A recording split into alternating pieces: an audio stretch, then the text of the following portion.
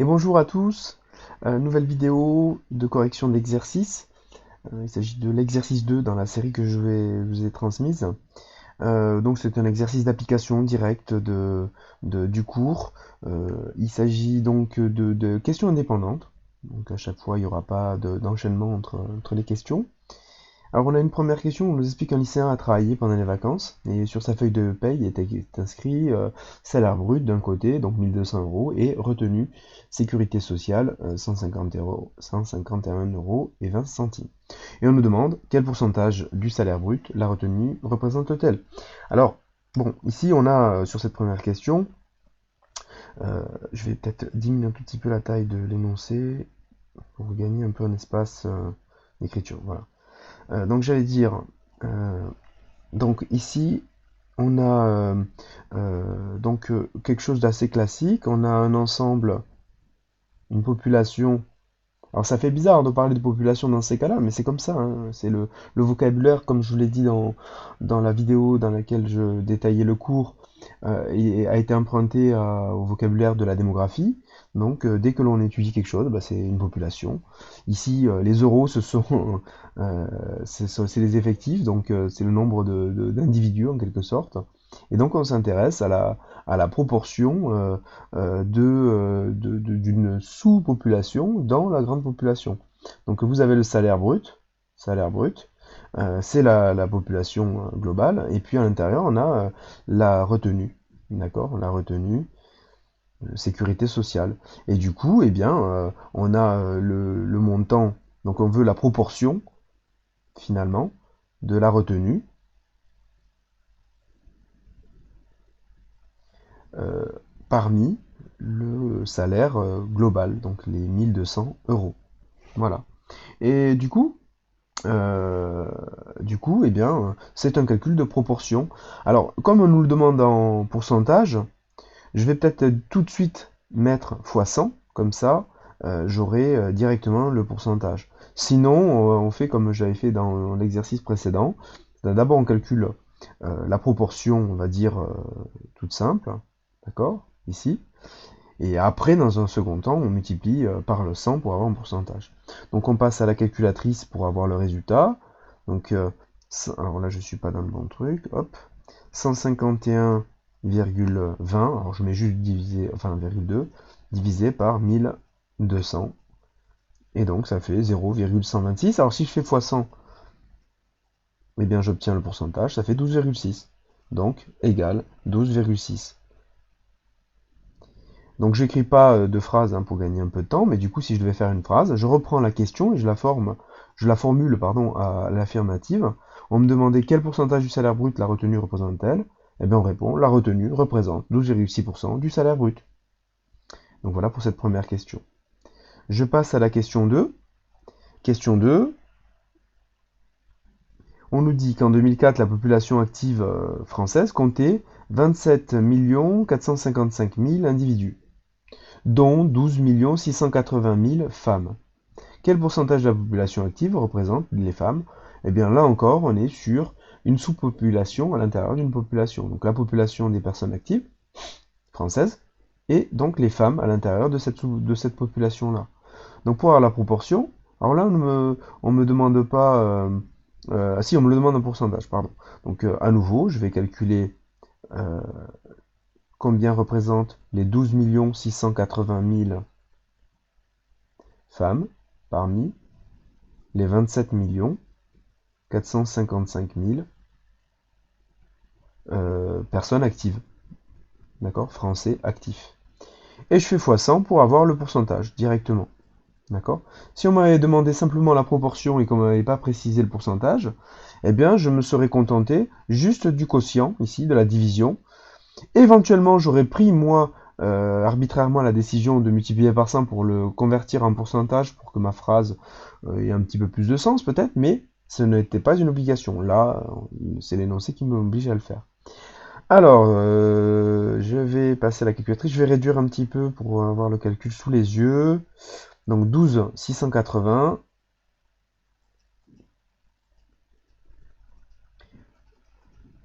divisé par 27 455.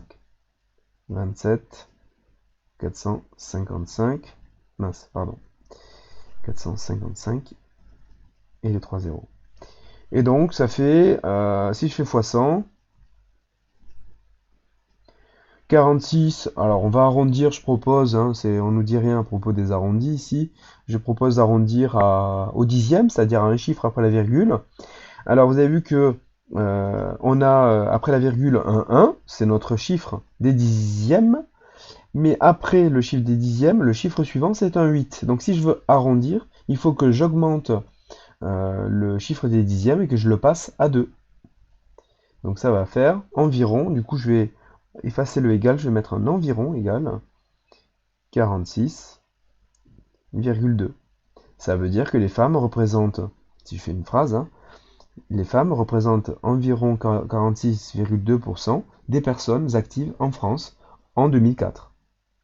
Voilà pour cette question 2, on passe à la question d'après.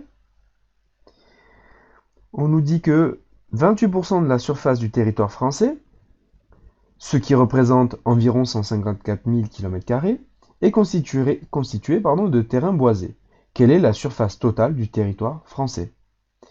Alors, là, c'est donc pas tout à fait le même énoncé, la même, comment dire, dans la pratique, on va devoir agir différemment, puisque ici, on nous donne la proportion, et donc c'est une des valeurs à partir de laquelle on calcule les proportions habituellement, qui nous manque.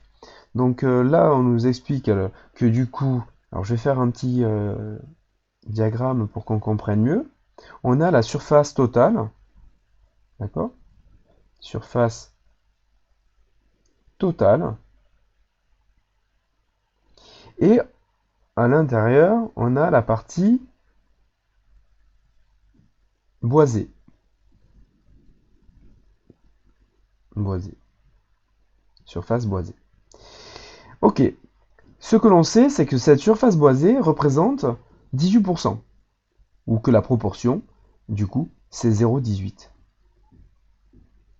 Donc ça signifie que la proportion qui d'habitude se calcule en faisant la division de l'effectif de la sous-population, donc ici la surface boisée, que l'on connaît, puisqu'on nous dit que c'est 154 000 km², en divisant par le total de la population, c'est-à-dire ici ce que je cherche. D'accord? Je vais le noter par un point d'interrogation. Eh bien, cette proportion doit être égale au 18%, ou plus précisément à 0,18. Alors attention de ne pas commettre l'erreur de mettre égal 18. Là, ce serait faux. D'accord? Pourquoi? Parce que la proportion, pour qu'elle soit exprimée en pourcentage, il aurait fallu qu'ici, je rajoute un fois 100. À ce moment-là, je pouvais mettre égal 18. Bon, moi, je préfère ne pas mettre un fois 100 et mettre directement égal 0,18. Ça nous permet d'aller un petit peu plus vite. Et puis, on préfère, dans ce domaine-là, réserver les pourcentages qu'aux phrases de conclusion. Et dans les calculs, on revient aux proportions sans pourcentage. Alors, comment obtenir la valeur du point d'interrogation, là, de notre inconnu? Eh bien, il suffira de faire une espèce de produit en croix. Alors, plus précisément, pour avoir un discours plus mathématique, ce que je vais faire, c'est que je vais multiplier par cette valeur inconnue des deux côtés. Qu'est-ce que je fais? Des deux côtés. Ça va avoir pour effet de les voir disparaître à gauche, mais de la voir apparaître à droite. Mais en même temps, en apparaissant à droite, elle va se retrouver encombrée par le 0,18. Donc je vais aussi diviser des deux côtés. Donc divisé par 0,18 des deux côtés. D'accord? Alors, au final, qu'est-ce que ça va donner? Eh bien, les 0,18 vont s'en aller ici, du coup. D'accord? Il va rester juste le point d'interrogation à droite. Et à gauche, il va y avoir bah, plus de points d'interrogation, plus d'inconnus. Simplement le 154 000, le 154 000 et le diviser par 0,18 que je vais écrire comme ça. La division, je vais plutôt la noter sous forme de fraction. Reste plus qu'à passer par la calculatrice pour avoir la valeur de notre inconnu. Donc, inconnu égale, je mettrai le égal après, peut-être ce sera un environ égal, donc 154 000, 154 000 divisé par 0,18. Cela donne 855 555, virgule quelque chose. Alors je vais arrondir au kilomètre carré près, hein, pour simplifier les choses. Et donc je m'arrête au 5 avant la virgule. Je constate que après la virgule, le chiffre suivant c'est un 5. Et donc on a dit que quand on arrondissait, à partir de 5, on est obligé d'augmenter le chiffre sur lequel on s'arrête. Donc le 5 va devenir ici un 6. Donc ça va faire 855 556. Donc je vais mettre environ égal 855 556. Je fais la phrase simplement oralement. On me demandait quelle est la surface totale du territoire français? Réponse: la surface totale du territoire français est d'environ 855 556 km². Voilà. Question 4. Je vais amener l'énoncé ici. Question 4. On me dit, lors d'un achat d'un article qui coûtait 1625 euros, je dois verser un acompte de 130 euros. Quel pourcentage de la somme totale cet acompte représente-t-il? Bon, on revient un petit peu à ce qu'on a vu tout à l'heure. On a un total de 1625 euros, un sous-total, une partie de 130 euros. On veut savoir quelle proportion ça représente. Et on la veut en pourcentage. Donc on va faire 130 sur 1625. Et on va faire x 100. Voilà. Je passe à la calculatrice. 130 divisé par 1625 fois 100. Je le fais tout de suite. À chaque fois j'avais oublié. Ça fait 8%. Tout rond. Donc ça signifie que la compte qu'on a versée représente 8% de l'achat total, du coût total de l'article. Donc là, c'est assez rapide. Pas trop à réfléchir. Question 5. On nous dit que... Alors, ça démarre un peu de la même façon, mais vous allez voir que la question est un peu différente. On nous dit, lors d'un achat, on doit verser un acompte de 15%.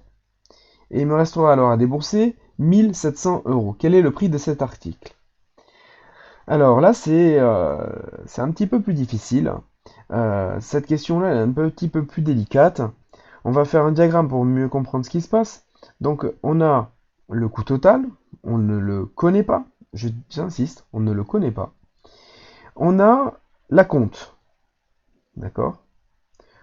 On a l'acompte. Cet acompte représente 15% du total. D'accord? Et le total, je vais le noter, point d'interrogation. Alors peut-être, ce serait peut-être mieux maintenant de passer dans la dimension supérieure et de le noter x. Le coût total, on va le noter x. C'est ce que l'on cherche, hein. D'accord? X, c'est le tout. Ce que l'on sait, c'est qu'après avoir payé la compte de 15%, il reste 1700. Voilà. Alors là, c'est un peu délicat. C'est un exercice, c'est une question un petit peu plus difficile, donc si vous la comprenez pas, bon, bah tant pis, hein. Disons qu'on est sur un niveau un petit peu au-dessus.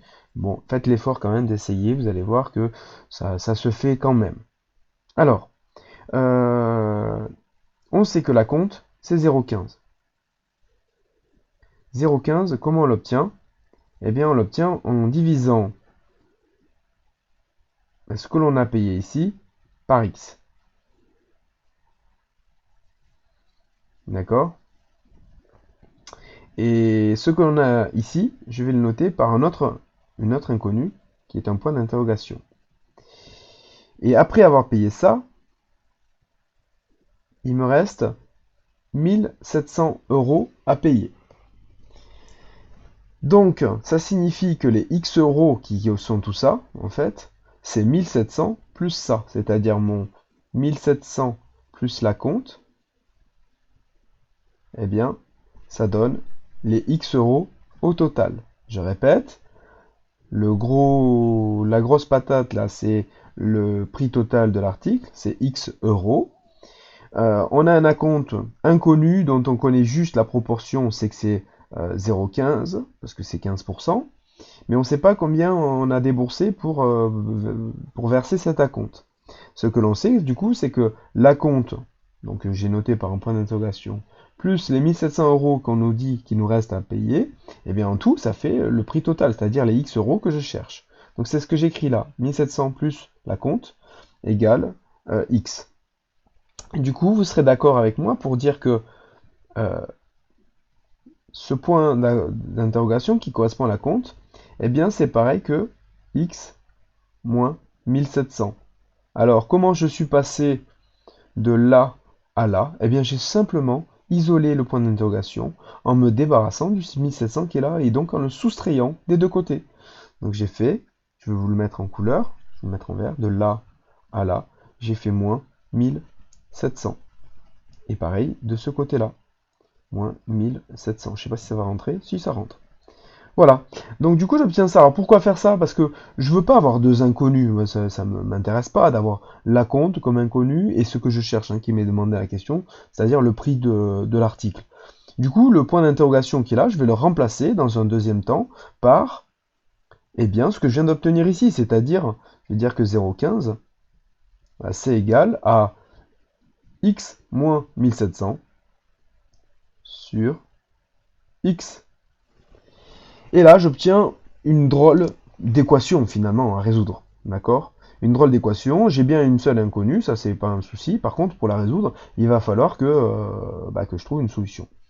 Alors bon, a priori, je vais faire ce que j'ai l'habitude de faire, c'est-à-dire manipuler l'expression qui est là, l'égalité qui est là, pardon, de façon à trouver petit à petit la valeur de x. Alors le fait qu'il y ait 2x, bon, ça peut paraître gênant, mais du coup, vous allez voir que ça va se faire. Dans un premier temps, je vais me débarrasser du fait de cette division par x. Et je vais multiplier des deux côtés par x, justement. Je vais faire fois x. Fois x. Et fois x. Vous serez d'accord avec moi pour dire que du coup, à gauche, on voit apparaître un x. Si je multiplie par x, ça fait x fois 0,15 ou 0,15x. À droite, si je fais fois x, alors que j'avais un divisé par x, quel effet ça va avoir? Ça va faire disparaître le x qui était en bas ici. Le x du haut que je rajoute va se simplifier avec celui du bas, ce qui fait qu'il va ne plus rester que x moins 1700. Et ça c'est un petit peu mieux ça, déjà. C'est mieux de ne plus avoir les x divisés l'un par l'autre. Le fait de les avoir sur la même ligne, comme ça, ne plus avoir de division, ça va nous avantager. Alors maintenant, je vais regrouper les x. Alors ça, j'aime pas dire ça comme ça, mais en gros, je vais me débrouiller pour qu'il n'y ait plus de x d'un côté, qu'il n'y en ait plus que d'un seul côté. Alors là, si vous suivez votre logique habituelle, vous allez avoir envie de tout mettre du côté gauche, de vous débarrasser du x qui est à droite. C'est pas forcément judicieux, mais pour rester sur cette logique-là, je sais ce que je vais faire. Donc, ce que je vais faire donc maintenant, c'est pour me débarrasser du x qui est à droite, je vais soustraire ce x. En soustrayant le x qui est là, à droite, eh bien, il va ne plus rester que moins 1700.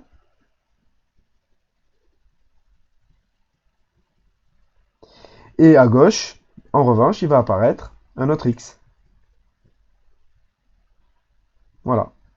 Alors, quand j'ai ça, eh bien, quand j'ai ça, je me retrouve avec mon moins 1700 à droite, mais surtout avec deux termes en x. Eh bien, je vais pouvoir réduire ces termes en considérant que, finalement, je peux les considérer comme la soustraction de termes à coefficient finalement. J'ai 0,15x dans un premier temps, et x tout seul, bah, c'est moins 1x.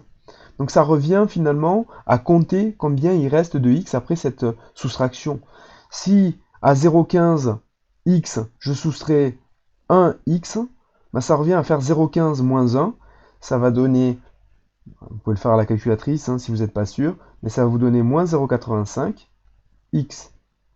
Voilà. Égale moins 1700. J'y suis presque. Je n'ai plus qu'à finir d'isoler le x en me débarrassant du moins 0,85 qui est multiplié avec le x. Et donc, vous savez qu'on va faire l'opération contraire, c'est-à-dire diviser par moins 0,85. Et ce, des deux côtés.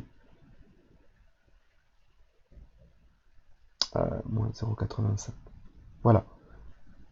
Donc, ça me fait moins 1700 divisé par moins 0,85. Je passe à la calculatrice. Alors, le moins et le moins vont disparaître. Hein. Je vais simplement taper 1700 divisé par 0,85. 1700 divisé par 0,85, cela donne 2000. Donc finalement, le x est égal à 2000. Et il s'agissait, rappelez-vous, hein, du prix de l'article, du prix total de l'article. Donc finalement, l'article valait 2000 euros. On a payé 15%, on ne nous demande pas de calculer qu'est-ce que ça représente, mais du coup, il n'y a pas besoin de se casser trop la tête.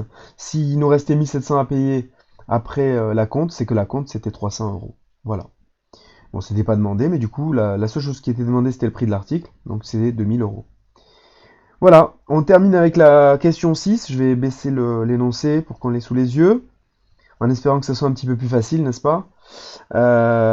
Donc la question 6, elle est en deux questions, en deux étapes. Alors la première question, donc on nous explique que dans la commune de Vachel, sur 1742 votants, 42% ont choisi le candidat désir ou désiré. Combien cela fait-il de voix? Donc de voix pour ce candidat-là, sous-entendu. Bon là on revient à quelque chose de plus simple. Alors, les questions ont l'air indépendantes hein, finalement, même si on parle de la même personne. Ouais. Donc du coup là on a la proportion, 42%, hein, ça se traduit par une proportion euh, de 0,42. Et on me donne le nombre total de votants, 1742. Et je cherche, allez, j'abandonne le point d'interrogation cette fois.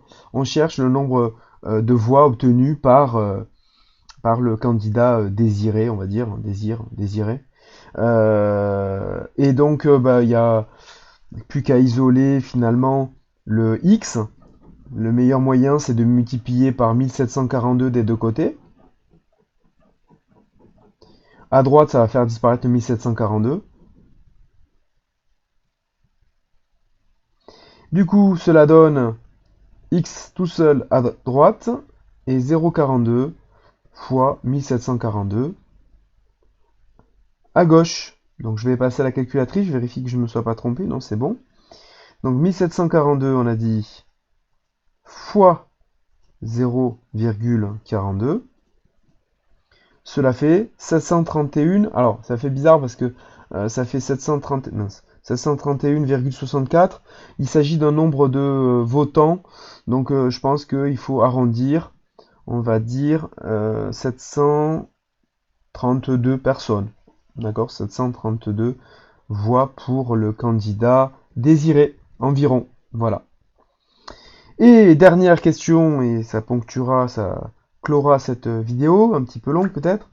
Mais la dernière question, c'est Monsieur Désir, donc le même candidat que précédemment, a obtenu 428 voix sur 1312, donc cette fois dans une autre commune, et 323 voix sur 918 dans une encore nouvelle commune, et on nous demande où est-ce qu'il a fait le meilleur score en pourcentage. Bon, il n'y a pas besoin forcément de comparer le pourcentage, puisque les proportions peuvent se calculer sans pourcentage. Moi, je vais me contenter des proportions brutes. Donc, dans la première commune de Port-Blanc, il a donc une proportion de 428 sur 1312, nous dit-on. Si je veux avoir le pourcentage, hein, je fais fois 100, mais j'ai pas besoin.